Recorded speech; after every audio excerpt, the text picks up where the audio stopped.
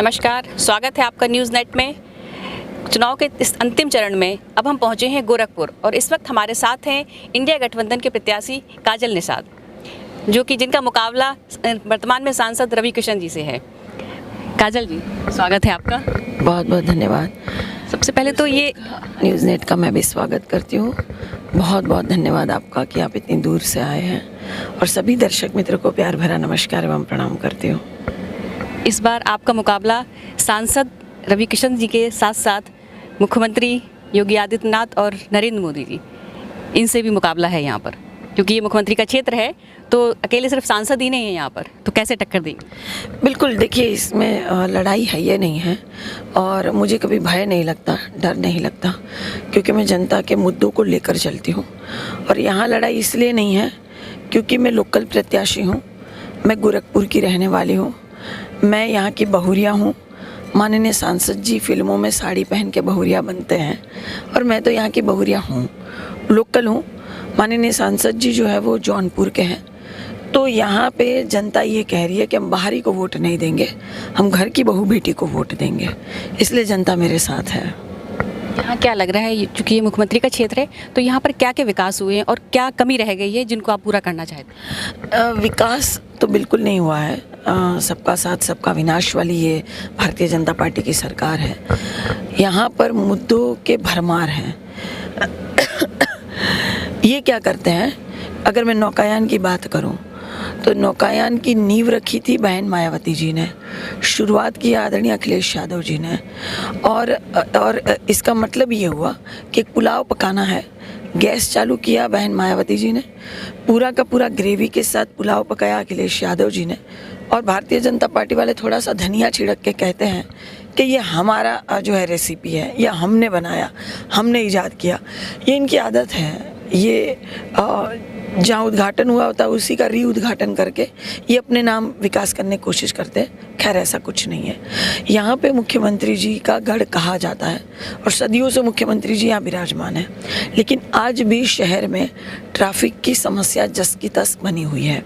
आप देखेंगे कि अगर एम्बुलेंस में कोई अपने परिजनों को लेके जा रहा है तो वे बेचारा अस्पताल की सुविधा तक पहुँच ही नहीं पाते हैं, वो वहीं दम तोड़ देते हैं, क्योंकि ट्रैफिक की समस्या इतनी है कि इंसान को इससे छुटकारा नहीं मिल रहा है। तो होना क्या चाहिए कि फ्लाईओवर बनने चाहिए, तो ट्रैफिक की समस्या से छुटकारा मिल जाए। फ्लाईओवर 2 से 4 है जो समाजवादी पार्टी की सरकार में शुरू हुए थे। भारतीय जनता पार्टी का एक ईंटा नहीं मिलता है किसी काम के लिए। ये कह रहे थे हम मेट्रो चलाएंगे, हम लोग आज भी ईंटा ढूंढ रहे हैं। काफ़ी लोगों को मैंने लगाया कि भाई कहीं ईंटा मिल जाए तो फ़ोटो वोटो खींच के आना, लेकिन ईंटा वीटा नहीं मिल रहा है। तो फ्लाईओवर बनने चाहिए जिससे ट्रैफिक की समस्या से छुटकारा मिल जाए, आवागमन अच्छे से चल सके। दूसरी सबसे बड़ी समस्या जो मैंने देखी है, यहाँ पे ज़रा सी बारिश हो जाती है तो जल भराव हो जाता है पूरे शहर में। ये बड़े शर्म की बात है कि मुख्यमंत्री जी अपना गढ़ कहते हैं और सदियों से विराजमान है, हल्की सी बारिश में भी जल भराव हो जाता है। मैंने महापौर चुनाव में ये लाइव वीडियो के माध्यम से दिखाया था, और मैंने इतने ठेवनेले पानी तक मैंने पूरा प्रचार किया था। घर में पानी घुस जाता है, प्लास्टिक के बर्तन तैरने लगते हैं, बेचारी महिलाएं परेशान। लकड़ी का सामान बहुत बुरी तरह से जो है ख़राब हो रहा था, और बुरी तरह से भीग के वो किसी हालत में नहीं रह रहा था। तो मैंने वो देखी है चीज़ें, मैंने वो हालत देखी है। तो यहाँ पे जो है अंडर शिविर बनना चाहिए, जल निकासी की सुविधा होनी चाहिए, जो यहाँ नहीं हुई है। तीसरी बड़ी समस्या है जानवरों की।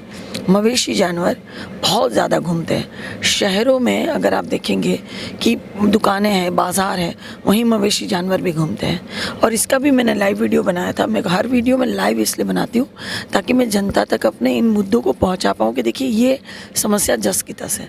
मैं 10:30-11 बजे लौट रही थी तो मैंने देखा 6 से 7 सांड जो है बैठे थे और आपस में लड़ रहे थे, और बाइकर बेचारा जा रहा था और वो लड़ गया।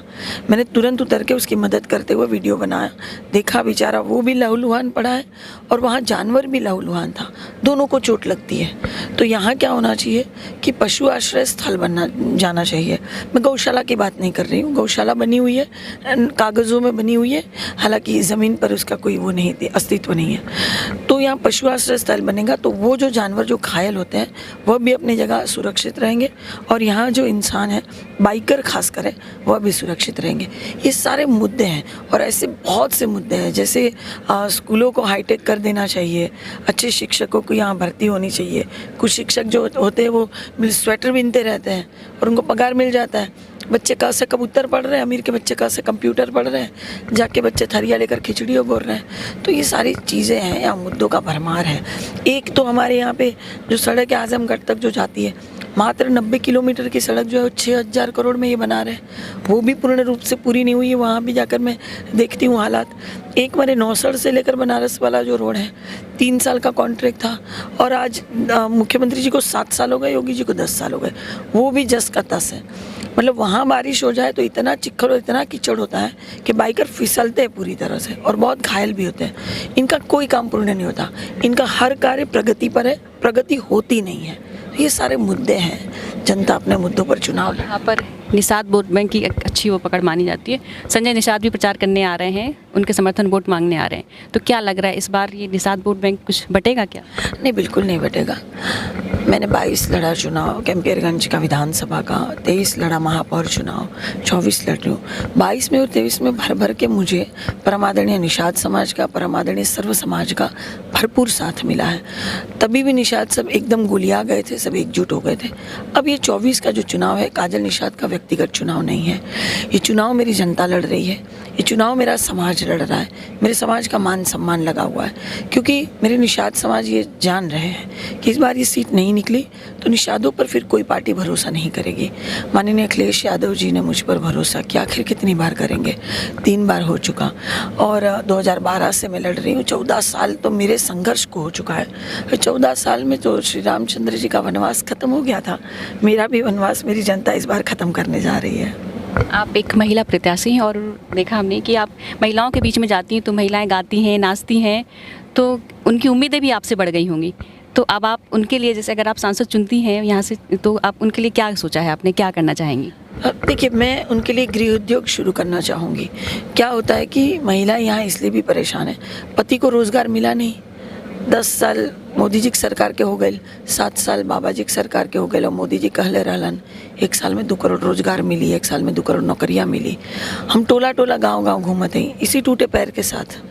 बीच में जो दिक्कत हो गई थी, जहाँ मैदान था, मुझे भर्ती करना पड़ेगा। इसी दिक्कत के साथ मैं लगातार चलती हूँ, बोलती हूँ, तो हमारे गटैया बैठ गई बा, चलती रहती हूँ, बोलती रहती हूँ।